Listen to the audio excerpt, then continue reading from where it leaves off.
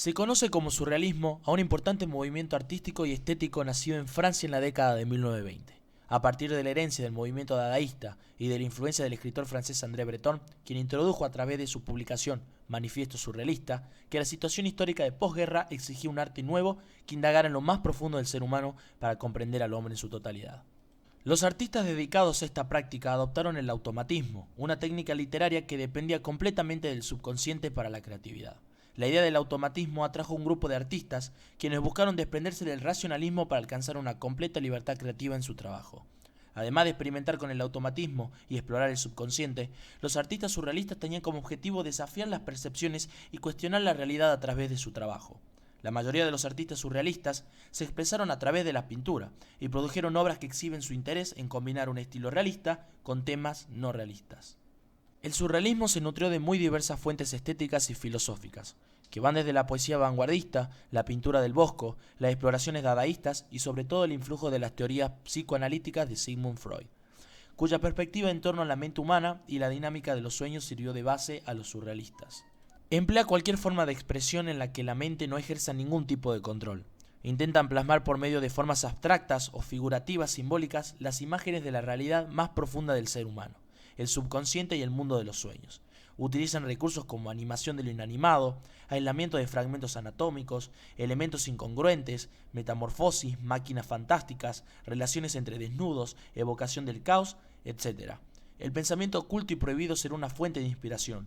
Se interesaron además por el arte de los pueblos primitivos, el arte de los niños y de los dementes. A continuación, los fundadores y exponentes de este arte: Joan Miró, René Magritte, Salvador Dalí y Frida Kahlo. Joan Miró fue un pintor, escultor y ceramista nacido el 20 de abril de 1893 en la ciudad de Barcelona. Ya desde los 8 años mostraba una gran habilidad de dibujo, como podemos apreciar en las imágenes que estamos mostrando en estos momentos. En el principio de su obra mostró mucha influencia del cubismo y del fauvismo. Su obra más destacada de este periodo es La Masía. A partir de 1920 y luego de mudarse a París, su estilo madurará progresivamente hacia el surrealismo, su vertiente más automática. Decide acabar con los métodos convencionales de pintura, a los cuales, y en palabras propias del pintor, quería matarlos o asesinarlos. En 1924 firma el Manifiesto Surrealista e incorpora a su obra formas infantiles y signos caligráficos. Para Miró, el subconsciente era un enorme campo de juegos. Su obra se va volviendo cada vez más abstracta, más simple. Reduce también su paleta a colores primarios. Si bien su arte roba de la infancia, también lo hace de la cultura popular, por lo que hay mucho simbolismo que refleja su visión ingenua, feliz e impetuosa del mundo. Entre sus obras más destacadas podemos mencionar El Carnaval del Arlequín, en el cual plasma un universo infantil poblado por numerosos seres y objetos, juguetes que parecen moverse por todo el cuadro y le dan un ritmo que se marca aún más con formas y colores. También podemos destacar Hombre y Mujer frente a un montón de excrementos. En 1934, España empezaba a ser una especie de polvorín social cada vez más polarizado. Los surrealistas fueron los primeros en olerse que algo iba a ocurrir pronto. Respecto a esta obra, Miró declaró: inconscientemente vivía la atmósfera de malestar característica de cuando va a pasar algo malo. Presentía una catástrofe y no sabía qué.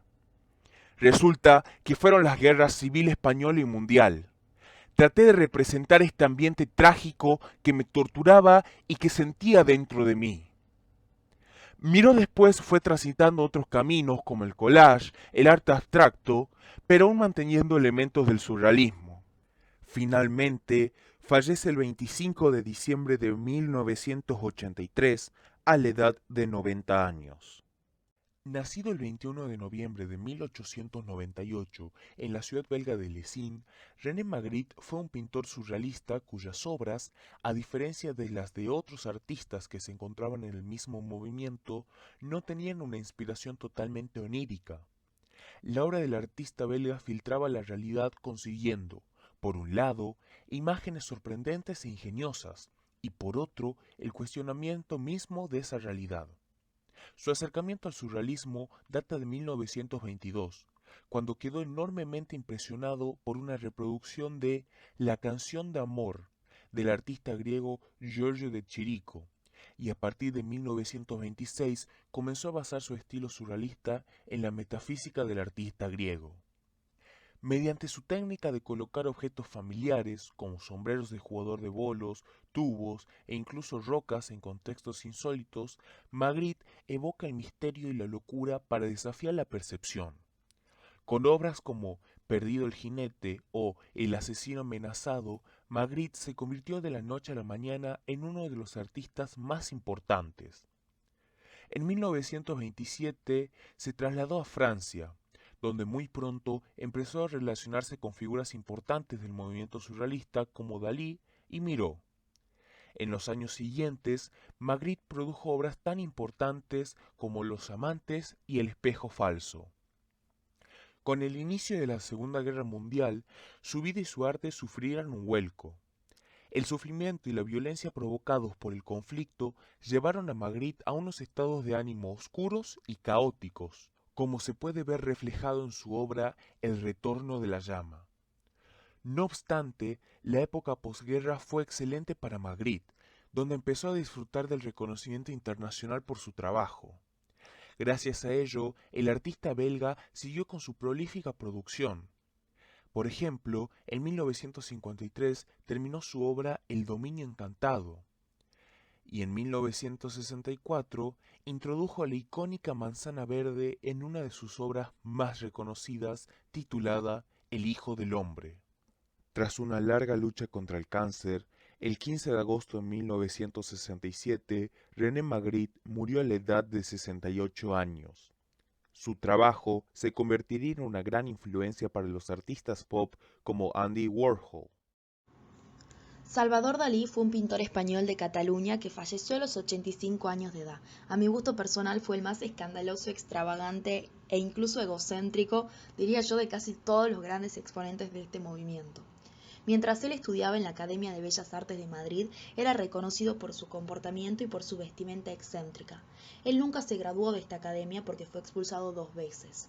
La primera porque participó en una protesta estudiantil y la segunda, tal y como él lo cuenta en su autobiografía La vida secreta de Salvador Dalí, no se presentó a rendir un examen oral y dijo: soy infinitamente más inteligente que estos 3 profesores y por eso me niego a ser examinado por ellos. Conozco este tema demasiado bien. En su vida personal, el egocentrismo era el broche de oro, pero el fascismo le corría por la sangre. Él era un gran admirador de Hitler. Sus cuadros presentaban figuras imposibles que eran fruto de su imaginación. Lo caracterizaba la provocación y su método paranoico crítico. En su primera etapa surrealista era muy ácido, se descomponían las figuras o resultaban en una apariencia totalmente incongruente. Utilizaba muchísimas alusiones al sexo y a la paranoia. En esta etapa hay obras que se destacan como La sangre es más dulce que la miel, La persistencia de la memoria, El ángelus arquitectónico o La premonición de la guerra civil. La persistencia de la memoria es una visión subjetiva de la temporalidad y de sus implicaciones. En la propia obra de arte se ven cómo los recuerdos poseen un tiempo interior, que es inconsistente y tienen su propia forma de contarse que huye de cualquier racionalidad superficial. Era muy característico el uso de los relojes blandos, sus altas y destacadas figuras sobre el lejano horizonte y sobre todo las vistas de Cadaqués, el lugar donde él residía. Años después tuvo una segunda etapa surrealista en el que su estilo se volvió mucho más barroco. Se presentaban espacios clásicos y una composición más centrada, pero siempre inquietante, no dejaba de sorprender. Cuadros tales como La Leda Atómica y El Cristo de San Juan de la Cruz son íconos del surrealismo y de las obras de Dalí. La Leda Atómica, por ejemplo, intentaba representar el mito de Leda y Zeus, siendo Leda la esposa de Dalí, Gala, y el cisne, Dalí. Lo más inquietante de esta obra es cómo ninguna de las figuras se tocan entre sí. Dalí logró representar la mitología, el amor, la física, las matemáticas y la belleza, todo en una misma obra. Incluso él una vez dijo, el surrealismo soy yo. El surrealismo soy yo. Frida Kahlo, una de las mujeres mexicanas quizás más exponentes de su época. La realidad es que Frida nunca se consideró realmente surrealista, pero sí reconoció que en su obra había aspectos relacionables con el surrealismo, y le permitió a Breton que le incluyera en exposiciones surrealistas, pero jamás dijo yo soy surrealista. Siempre se cuidó de caer en esas etiquetas. Y esto es muy importante porque Breton era quien decidía quién era surrealista y quién no. Generalmente la gente que él decidía que era surrealista era gente que se acercaba al grupo con el afán de ser reconocido.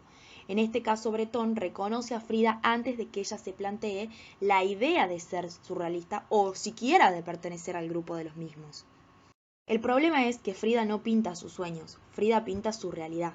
¿Por qué? Porque su vida estuvo marcada por diversos factores.